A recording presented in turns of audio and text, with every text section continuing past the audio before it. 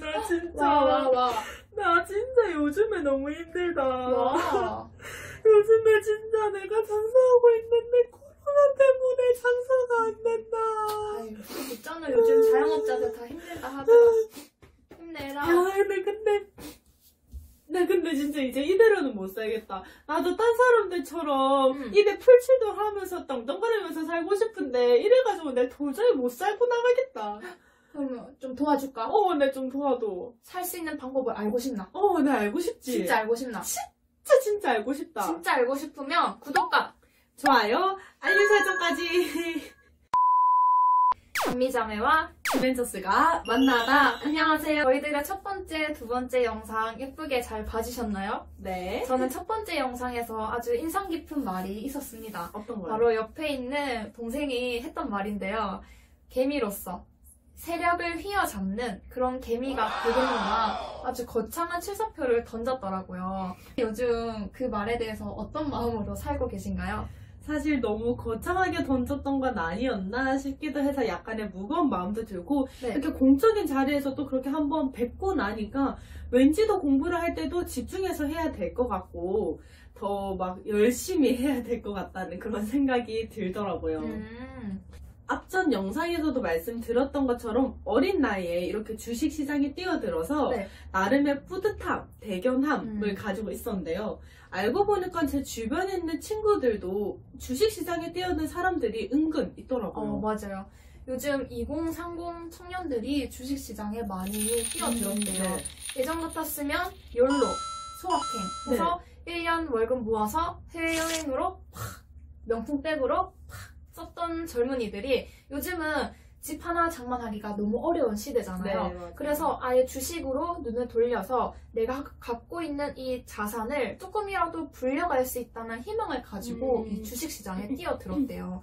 그러다 보니 서점에 가면 예전 같았으면 자기개발, 에세이 같은 서적들이 많았다면 요즘은 주식 투자에 관한 책들이 진열이 되어 있고 유튜브의 트렌드들도 이렇게 많이 바뀌었다고 해요. 네. 많은 사람들이 또 우리 포함해서 이 주식이라는 세계에 뛰어들었는데 과연 주식이 도대체 뭐길래 많은 사람들이 이렇게 뛰어드는 것인지 일단 주식에 대해서 좀 시원하게 한번 설명 좀 해주세요.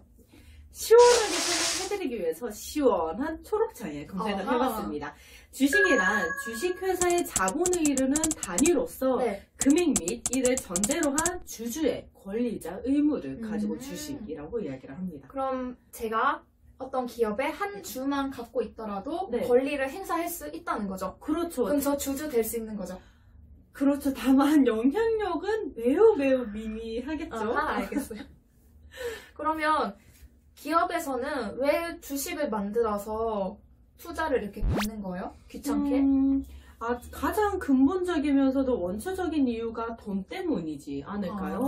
아무래도 기업을 설립해서 운영해 나아가기 위해서는 좋은 프로젝트도 있어야 될 거고 좋은 인재나 인맥들도 있어야 할 텐데요. 다만 그 기업의 리더가 수중에 가지고 있는 자본이 얼마 없어요. 그럼 그 적은 자본으로 기업을 이끌어가기에는 매우 어렵겠죠. 그래서 생각을 하는 거예요. 내가 대출을 받는 것 말고도 혹시 더 좋은 방법이 있을까? 하고 생각을 한 게, 주식을 발행해서 투자를 받자 하고 생각을 하게 된 거죠. 그러면요. 주식을 기업에서 발행을 했는데 우리 투자자들은 왜 기업에 투자를 하는 거예요? 이것도 가장 근본적으로 돈 때문이지 않을까요 싶습니다. 아무래도 내가 투자한 그 기업이 나의 투자금으로 인해서 좋은 어떤 특허권을 낸다거나 혹은 더 좋은 회사와 협약을 맺어서 또 좋은 프로젝트를 개발해 나가고 한다면 그 회사의 가치는 더 성장하면서 높아지게 되겠죠. 그럼 그 회사에 내가 투자한 이 투자자들이 가지고 있는 주식 또한 기업의 가치와 함께 성장하게 되는 거예요. 그래서 투자를 하는 거네요. 그렇죠. 이렇게 들으니까 조금 기업과 투자자들의 관계를 알 것 같아요. 제가 이번에 주식에 투자를 해보면서 느꼈던 것 중 하나가 우리 국민들이 주식시장에 뛰어들어야 되구나를 느꼈어요. 왜요? 왜냐하면 제 나이가 반 50이거든요.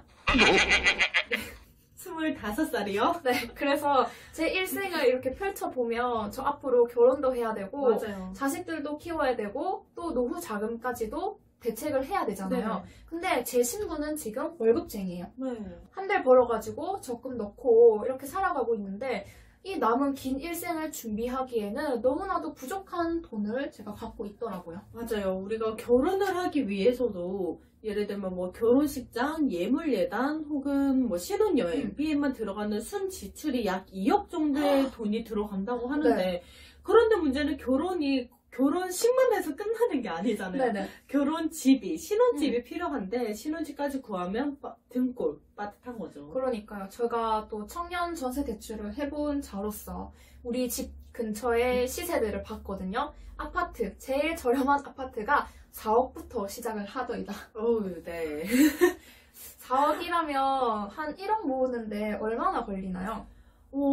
예를 들면 제가 달마다 100만 원의 금액을 저축한다 하면 1억을 모으기 위해서 대략적으로 9년이라는 시간이 네. 걸린다고 해요. 그런데 우리가 전셋집을 구하려고 하면 94? 36? 네.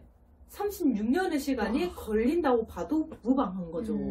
왜 요즘 젊은 사람들이 결혼 안 하겠다고 비혼을 선언하는지 경제적인 상황으로도 확실히 이해가 되는 것 같아요. 맞아요. 우리 월급쟁이들도 이렇게 힘든데 자영업자 하시는 분들은 얼마나 더 힘드실까요? 그러니까요. 세상이 참 살기가 너무 팍팍한 것 같네요. 맞아요. 예전 같았으면 그래도 우리가 적금을 넣어서 꼬박꼬박 나오는 이자로 노후 대책까지 어느 정도 먹고 살았다면 맞아요. 요즘은 그렇게도 할 수가 없잖아요. 네, 혹시 은행에 돈을 맡기고 계신가요? 네, 당연히 저축하고 있죠. 그런 사람을 두고 뭐라 하냐면 바보라고 한대요. 같이 저축하지 않나요? 네. 바보네요. 맞아요. 바보. 왜 우리가 바보냐면 은행에서 네. 주는 금리가 요즘은 제로 금리이기 때문이에요. 0%의 금리도는 이자가 너무 짜요. 근데 여기에서 금리라는 단어가 도대체 정확하게 어떤 의미를 가지고 있나요? 금리요? 금리는 내가 원금을 은행에 맡기잖아요. 네. 그러면은 그 맡긴 기간 동안 지급되는 이자율을 금리라고 하는 거예요. 네. 그럼 예를 들어서 제가 100만 원의 금액을 저축을 한다 하면 네. 달마다 나오는 이자가 10,000원이면 1년 동안 받는 이자는 총 얼마일까요? 12만 원이요. 네. 그럼 12만 원은 100만 원에 대해서 대략적으로 몇 퍼센트의 비율을 가지고 있을까요? 10%? 네, 대략적으로 10%의 비율을 가지고 있다고 하면 여기에서의 10%, 이 퍼센테이지가 바로 금리라는 거란 말이죠. 근데 요즘은 제로 금리라는 거죠? 네, 이것도 안 된다는 거예요. 1,000만 원을 저축했을 때 만약에 1%의 금리를 받는다 하면 10만 원의 금액을 이자를 받게 돼요. 네네. 그런데 문제는 1%도 안 된다는 거예요. 와.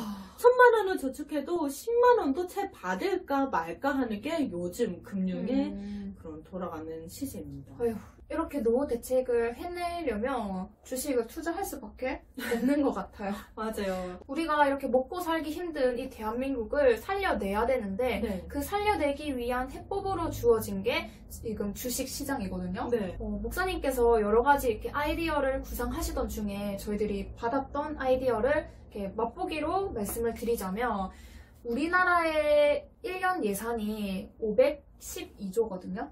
근데 그 중에서 복지 예산으로, 보건, 복지, 고용 예산으로 1년에 180조씩 나간다고 합니다. 어마어마한 액수죠. 근데 복지 예산을 세금에서 사용하지 않고 이 주식 세계 안에서만 잘 굴려도 세금을 쓰지 않아도 된다는 거예요. 어떻게 굴리나요? 어떻게 굴리냐고요? 우리나라 모든 국민들이 각자 1인 1주씩 갖기에 동참을 하는 거예요.